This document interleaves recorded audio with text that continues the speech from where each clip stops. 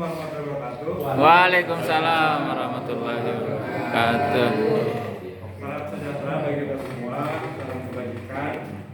Saya hormati dosen penerangnya yang hari ini berkenaan proses pada mata kuliah ilmu filsafat, namun beliau tidak bisa hadir. Mudah-mudahan itu tidak mengurangi rasa syukur kita di sini untuk belajar ataupun berdiskusi bersama dalam konteks akademis.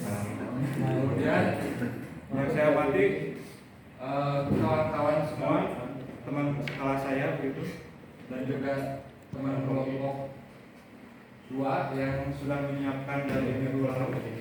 Banyak sekali gagasan-gagasan dari kawan-kawan saya telah dituangkan sehingga ini menjadi satu bagian yang dari satu karya ilmiah yang saya kira itu sangat luar biasa untuk kita diskusikan bersama. Mungkin di makalah ini belum dikatakan sempurna, akan tetapi mudah-mudahan ini menjadi proses pembelajaran kita bersama untuk ke depan, agar kiranya ada satu nilai yang implisit, yang jelas, yang kita bisa pahami bersama. Baik, mungkin saja saya kira tidak usah terlalu panjang lebar. Mungkin saya akan memperkenalkan terlebih dahulu kawan-kawan dari kelompok 2. Yang pertama, nama saya sendiri Ian Delani. Kemudian ada Ibu Nitasari. Yang ketiga Pak Mulyana. Kemudian Laila Abulayani. Kemudian ada Bapak Adrian Nugraha. Kemudian ada Ibu Fatma. F-nya apa ya? Kemudian ada Pak Atang Priyatna. Kemudian ada Pak Robi, dan yang terakhir Bu Intan Nur Intan. Tema yang kita angkat hari ini yaitu korelasi antara filsafat ilmu kaitannya dengan agama dan budaya. Mungkin di beberapa waktu lalu ataupun minggu lalu kita pernah belajar yang namanya filsafat ilmu. Namun pada hakikatnya hari ini kita akan membedah dalam ranah konteks budaya dan juga agama. Yang pertama yaitu latar belakang. Jika kita melihat filsafat secara universal, memang kadang-kadang masyarakat pada umumnya melihat bahwa filsafat ini penuh dengan kerubutan, gitu ya. Kalau saya bilang, mungkin wajahnya ini sangat mengerikan. Kadang-kadang dicerminkan menjadi kotor dan jauh dari nilai kesucian.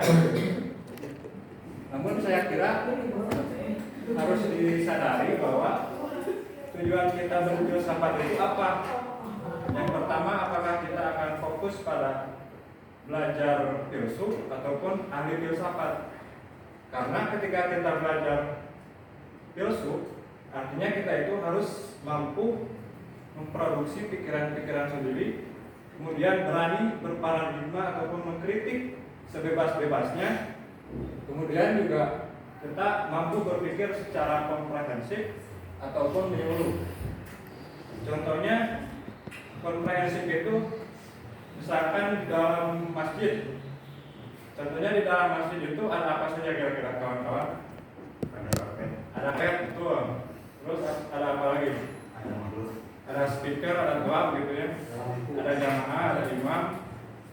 Namun ketika kita tanyakan, ketika masjid tidak ada jamaahnya, kira-kira itu masih dikatakan masjid atau tidak? Masjid. Tapi itu secara esensial gitu ya. Nah, disinilah gunanya filsafat itu, bagaimana kita berpikir secara mendalam, secara tadi sampai ke akar-akarnya, sampai dengan hakikat. Nah, kalau tadi itu untuk peruntukan menjadi seorang filsuf, kemudian untuk menjadi seorang ahli filsafat itu ya kita harus tahu seperti kelompok 1 tadi yang minggu lalu sudah dipresentasikan, bahwa kita harus mengenali yang namanya 3 kutub filsafat. Yang pertama ada di Yunani kuno, kemudian masuk ke Yunani, kemudian masuk juga ke abad pertengahan, dan yang terakhir filsafat modern. Nah, di situ ketika menjadi ahli filsafat, kita harus mengenali teritori orang lain gitu, agar nanti kedepannya juga mampu memberikan teritori yang baru. Nah, untuk filsafat ini sebetulnya kalau secara 3 rumus saya bilangnya itu, yaitu terbagi menjadi 3. Yang pertama yaitu epistemologis, yang kedua aksiologi, dan yang ketiga ontologi. Nah, di dalam 3 itu saya melihat ada yang namanya realitas. Realitas itu adalah kehidupan yang sehari-hari kita rasakan. Pertama yaitu ya misalkan kita berdampingan dengan nilai kebudayaan. Mungkin zaman dulu itu para seperti umat-umat Hindu, mereka itu ketika berterima kasih kepada dewa dewi, mereka mempersembahkan yang namanya sajian gitu. Kemudian diikuti juga dengan budaya kita pada saat tahlilan ada yang namanya tawasolan gitu ya. Itu mereka menyuguhkan makanan. Itu secara tidak langsung mempengaruhi antara filsafat dan budaya.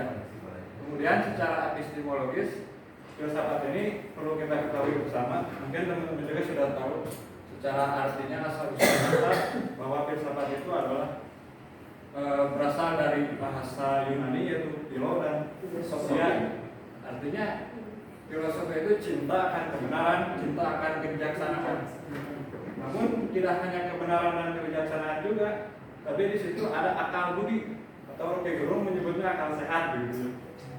Nah, sehingga di sini kita juga kadang-kadang ya itu tadi berbicara filsafat itu sesat karena mereka itu fokus hanya pada hasil dari produksi pemikiran, tidak melihat tadi kepada tugas-tugas filsuf itu seperti apa saja gitu.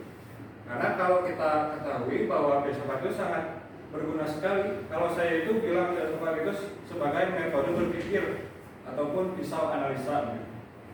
Mungkin itu saja pengantarnya dari saya filsafatnya. Kemudian kita akan masuk tadi kepada konteks budaya dan agama.